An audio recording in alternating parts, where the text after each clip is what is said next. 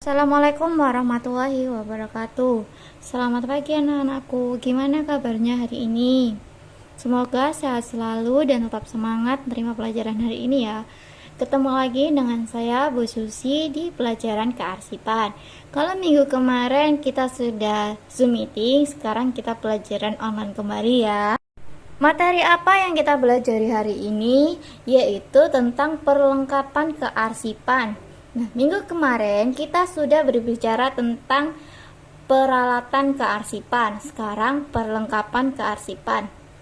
Apa sih perbedaan dari perlengkapan dan peralatan kearsipan itu? Ada beberapa perbedaan peralatan dan perlengkapan.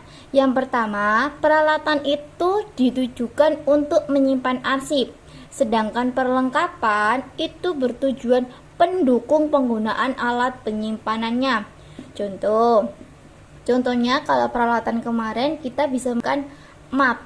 Nah, kalau untuk perlengkapannya itu kita bisa memasukkan suratnya atau slip-on atau bisa kartu indeks dan lain sebagainya.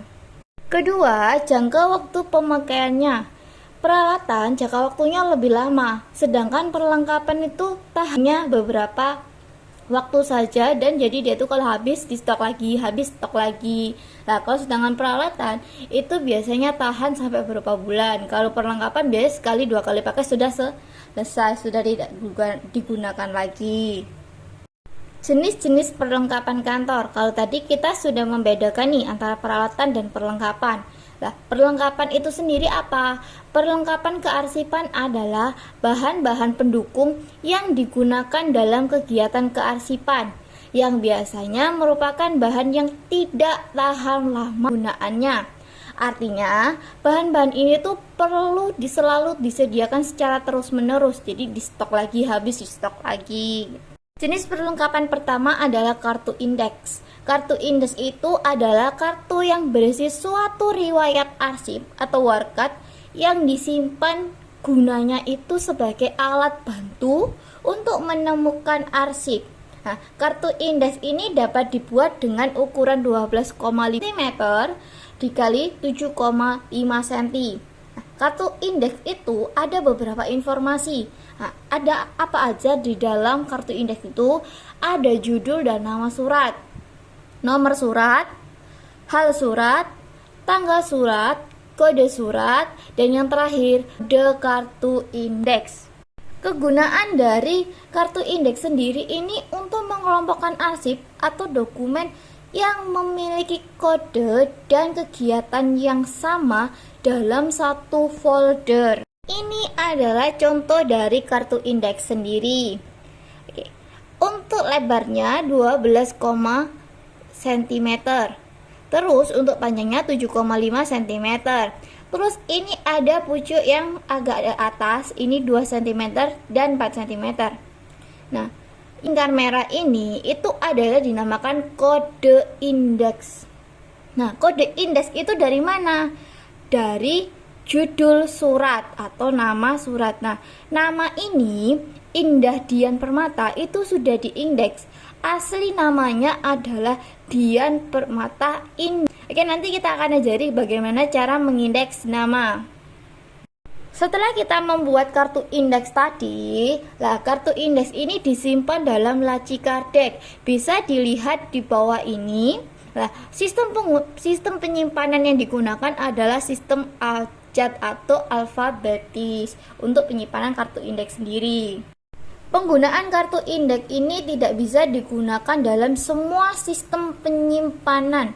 Sistem penyimpanan itu adalah cara penyimpanan arsip. Nah, hanya bisa digunakan untuk sistem penyimpanan subjek, tanggal, wilayah, dan nomor. Kartu indeks tidak digunakan dalam penyimpanan abjad, dikarenakan kartu indeks dibuat untuk membantu menemukan arsip apabila si petugas atau si penyimpan lupa tentang judul atau caption surat yang dipinjamkan. Sama-sama menggunakan abjad. Kalau lupa berarti nanti lupa semua, karena tidak bisa menggunakan sistem abjad. Untuk bab selanjutnya nanti kita akan bahas tentang sistem-sistem ini. Dan sekarang kita akan mencoba untuk mengindeks nama. Saya ada 3 nama. Yang pertama adalah Ani Susanti, kedua Arliani, dan yang ketiga Dian Permatasari. Kita kelompokkan menjadi beberapa kata ya. Ani Susanti ada 2 kata. Yang pertama Ani, yang kedua Susanti. Yang dimaksud dari unit ini adalah jumlah kata dari nama itu. Contoh tadi Ani Susanti ada 2 kata, berarti ada 2 unit. Kalau Arini itu ada 1 kata, ada unit. Sedangkan Dian Permata Indah itu ada Dian 1, Permata 2, Indah 3. Jadi ada 3 unit. Kita ini dulu yang dengan 2 kata ya, Ani Susanti. Nah, kata paling belakang itu diletakkan di unit nomor 1. Tadi kan sudah dipisah nih setiap unitnya, Ani Susanti. Nah, Susanti ini diletakkan di unit pertama, sedangkan Ani di unit 2. Untuk pengodaannya bagaimana? Kita lihat unit pertama. Unit pertama, huruf pertama dan kedua. Itu bisa dilihat, huruf unit pertama ada Susanti. Berarti ada S sama U. Ini pengkodeannya, S-nya harus besar, U-nya harus kecil. Untuk nama kedua adalah Arliani. Arliani ini gampang sekali ya, karena cuma 1 unit. Berarti pengkodeannya yaitu AR. A besar, R kecil. Kita lanjut ke 3 kata, yaitu Dian Permata Indah. Ingat, kata paling belakang kata apa? Indah. Indah ini kita letakkan di unit nomor 1. Lah, yang lain tinggal mengikuti. Dian nomor 2, Permata nomor 3. Nah, kodenya apa? Sama, yaitu kita lihat unit 1, I dan N. Kodenya I dan N. Nah, cara penulisannya itu contoh seperti ini. 1 Susanti, Ani. Jadi dilihat dulu, tinggal ganti unit 1 Susanti, terus dikasih koma. Kalau nggak ada koma, tidak menandakan bahwa itu telah diindeks. Yang 2 Ani. Kalau unit ada 3, berarti Indah di unit pertama, setelah itu koma.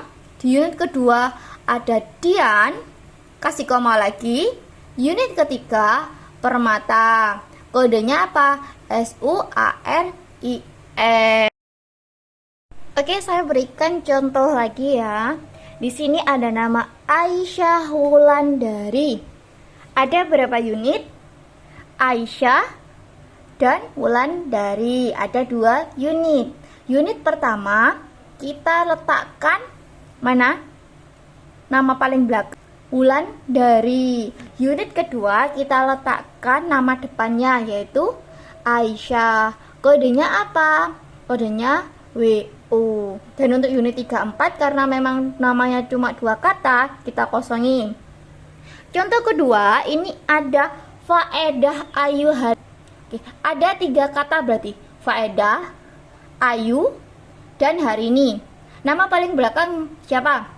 Harini. Harini kita letakkan di unit 1. Untuk unit 2 kita kasih nama depan. Nama depannya siapa? Faedah Ayu. Unit 3-nya kita kasih setelah Faedah tadi siapa? Ayu. Jadi ini berterusan ya. Kalau ada Faedah Ayu Triandiri, berarti tetap aja unit 1 Harini, nomor 2 Faedah Ayu Triandini. Kodenya apa? HA. Nah, ini ketiga itu ada 4 unit. Ada 4 unit ya. Namanya Boy Wira Wilantara Prianda. Boy 1, Wira 2, Wilantara 3, Prianda 4. Berarti ada 4 unit. Nama paling belakang siapa? Prianda. Prianda kita letakkan di unit 1. Unit 2 kita berikan di nama paling depan. Nama paling depan siapa? Boy. Nah, untuk unit 3, 4 ini meneruskan dengan ya. Paham dari sini? Kita kode PR. Untuk cara penulisannya, pertama ulang dari koma Aisyah dengan kode WU. Ingat, jangan lupa untuk meletakkan koma, karena kalau tidak ada koma, tidak ada bukti bahwa nama itu telah diindeks. Nomor 2, hari ini faedah Ayu kode HA. Ketiga, Priyanda, boy, Wira, Wilantara dengan kode PR. Tidak semua nama diindeks sesuai yang kita tadi ya. Ada beberapa aturan tentang pengindekan nama badan dan beberapa nama orang-orang Cina. Berikut akan saya jelaskan. Nama badan usaha atau organisasi atau lembaga. Yang pertama, nama usaha menggunakan nama orang. Contoh, Rumah Sakit Dr. Sutomo, kita indeks yang pertama. Jadi untuk gelar itu langsung dihapuskan, anggap tidak ada gelar itu. Yang pertama dikasih Rumah Sutomo namanya, baru unit 2 rumah sakit. Jadi kalau ada Universitas Sutomo, Dr. Sutomo, berarti Sutomo 6 unit 1, unit kedua universitas.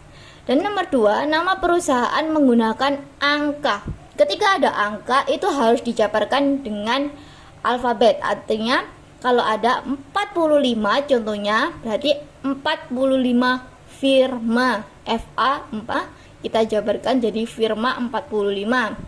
Berarti 45 kita taruh unit 1, firma kita taruh unit 2. Badan usaha dan badan sosial menggunakan singkatan.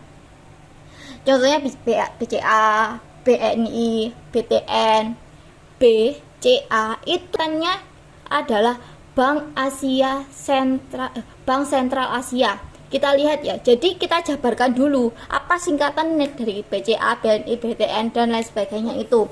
Setelah kita jabarkan, baru kita indeks unitnya. Contohnya tadi BCA, Bank Sentral Asia. Sentral Asia itu satu kata, bukan dua kata ya, satu kata. Kita letakkan di unit 1. Bank kita letakkan di unit 2. Nama kedaulatan besar, kedaulatan Australia, kedaulatan besar Malaysia, kedaulatan besar Inggris, ada beberapa kedaulatan Australia, atau nama kedaulatan itu diletakkan di depan, negaranya ditaruh depan. Setelah itu baru di unit 2 kita letakkan kedaulatan besarnya. Dan nomor 5 adalah instansi pemerintah, Departemen Perhutani, apalagi ada banyak ya. Nah, tetap kita paling belakang letakkan di depan. Dan nomor 2 yaitu nama paling depan. Ada juga aturan mengenai indeks nama orang Indonesia. Indonesia itu kan memiliki beragam bahasa dan beragam budaya ya. Nah, ada juga berbagai nama ini. Ada yang nama diikuti marga, nama orang Bali, ada juga nama dibaptis, ada juga yang nama disingkat. Kita bahas satu. Nama diikuti marga. Marga tetap ditaruh depan dan kita seperti ngindeks nama seperti tadi, seperti ngindeks nama-nama yang kita contohkan di awal. Nomor 2, nama original orang Bali. Nah ini I ketut ini satu, bukan I lalu kentut, bukan ya, ketut ya.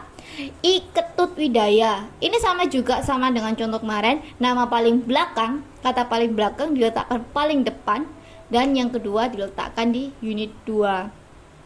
Nama baptis, ini banyak sekali nama baptis, seperti Paulus contohnya.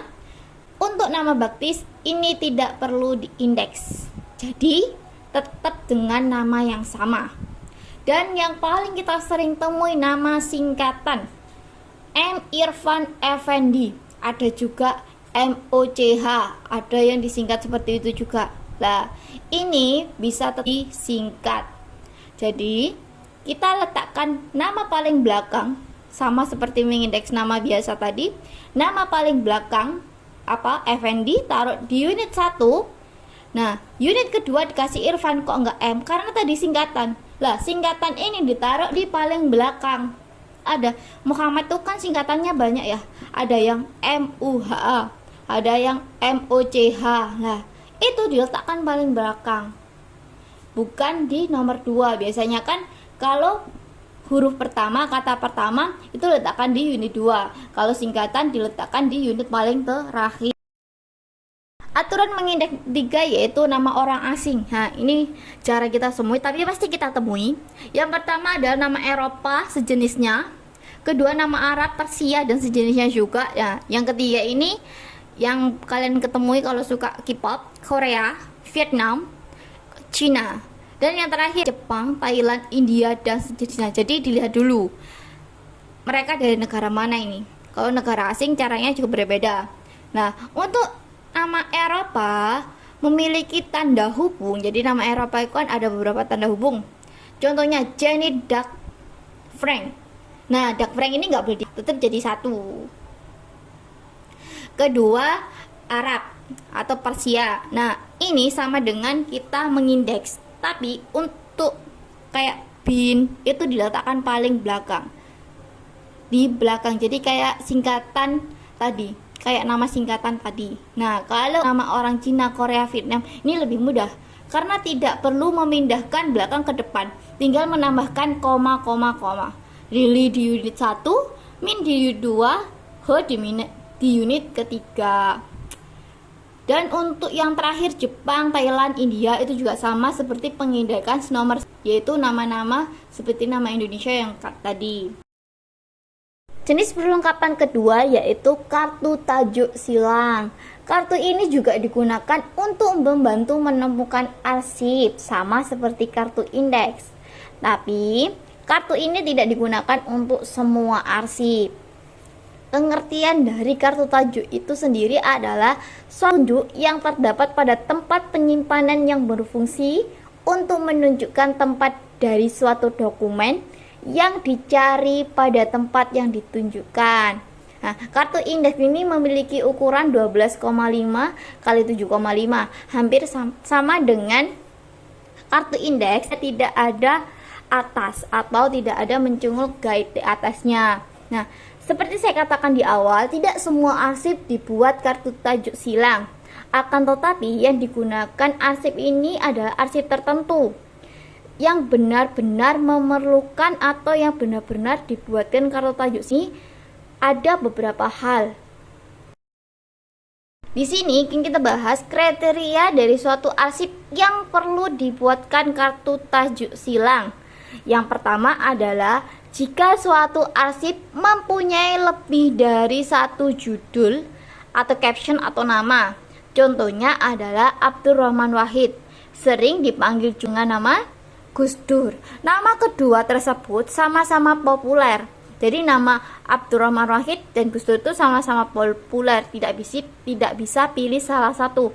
Maka dapat dibuat kartu tajuk silang. Dari kartu tajuk silang tersebut, arsip disimpan dengan indeks Wahid Abdurrahman. Kita indeks lagi ya. Abdurrahman Wahid kan ada dua kata. Jadi kita yang indeks adalah nama aslinya, bukan nama panggilannya. Nah, nama aslinya kita indeks. Nah, sedangkan nama yang menjadi petunjuk silangnya itu adalah nama panggilan. Nah, di sini ada contoh dari kartu tajuk silang yang menggunakan nama dua atau dua nama atau beberapa nama. Kriteria kedua, jika arsip yang disimpan pada filing kabinet mempunyai lampiran dokumen lain. Jadi lampirannya biasanya kan cuma 2 lampiran. Nah, ini lebih dari 2 lampiran. Nah, jika arsip mempunyai lampiran dokumen lain yang tidak bisa disimpan pada laci filing kabinet, ukurannya besar, maka dibuatlah kartu tajuk silangnya. Contoh, surat yang diterima dari Badan Meteorologi atau dari Geofisika mempunyai lampiran yang berupa peta gambar keadaan Gunung Merapi. Peta kan berarti ukurannya dari 4A atau 5A ya, itu cukup besar. Nah, surat disimpan di filing kabinet, sedangkan peta, surat ini maksudnya surat pengiriman ya, surat, dan sedangkan petanya disimpan pada lemari arsip, maka dibuatkan kartu tajuk silangnya. Nah, berikut adalah contoh dari tajuk silang yang memiliki lampiran lain. Nomor 3 dari jenis perlengkapan kearsipan, nah yaitu lembar pinjam arsip atau outslip. Outslip ini digunakan untuk mencatat setiap peminjaman arsip. Nah, ini biasanya bisa kalian temukan di perpustakaan. Nah, adapun kegunaan dari lembar peminjaman arsip itu adalah satu, sebagai bahan bukti adanya peminjaman arsip. Kedua, sebagai ingatan untuk mengetahui siapa, kapan, batas waktu pengembalian arsip yang dipinjam. Tiga, sebagai tanda bahwa arsip yang dimaksud sedang dipinjam. Keempat, mencegah terjadinya kehilangan arsip karena peminjamnya yang tidak mengembalikan. Dan yang terakhir nomor 5, sebagai dasar untuk melakukan penilaian suatu arsip. Lembar pinjam arsip dibuat 3 rangkap. Yang pertama, lembar pertama ini untuk petugas yang disimpan di stiker file berwarna putih. Nah, lembar kedua itu berwarna hijau. Dia ditempatkan di penyimpanan arsip yang dipinjam. Tadi kan ngambil arsip nih di file. Nah, warna hijau ini ditempatkan di filing kabinet tadi. Nah, lembar ketiga itu digunakan untuk si peminjam sebagai bukti bahwa peminjaman. Jenis perlengkapan yang terakhir yaitu map pengganti atau outfolder. Nah, jika surat yang dipinjam tidak hanya satu surat, setiap satu map yang berisi seluruh surat-surat, maka perlu dibuat satu map pengganti, yaitu outfolder ini. Nah, pennya ditempatkan pada map yang dipinjam tadi. Diperhatikan contoh outfolder berikut. Ini adalah contoh dari outfolder. Yang pertama itu adalah ada nama, ada perihal surat yang dipinjamkan, dan dipinjami siapa yang meminjam. Nah, ini ada tanggal-tanggalnya, ada tanggal pengembalian, tanggal surat, dan tanggal diambil. Jadi beberapa materi yang sudah saya sampaikan, apa ada pertanyaan? Free konsultasi di nomor WA di bawah ya. Kalaupun ada pertanyaan, silakan tanya ke WA saya pribadi atau di grup di jam mata pelajaran saya. Dan jangan lupa untuk masuk ke Google Classroom. Kalian bisa masuk, klik di deskripsi YouTube bawah. Dan jangan lupa untuk merangkum materi hari ini di buku rangkuman Humas dan Keprotokolan. Untuk tugas kalian hari ini adalah yang pertama, mengindeks nama kalian sendiri. Yang kedua, mengindeks nama di bawah berikut. Dan yang ketiga, buatlah kartu tajuk silang dari soal berikut. Jangan lupa untuk menulis tugas di buku rangkuman kalian, difoto, diupload di Google Classroom. Sekian pembelajaran dari saya, semoga pembelajaran hari ini bisa bermanfaat untuk kita semua. Wassalamualaikum warahmatullahi wabarakatuh.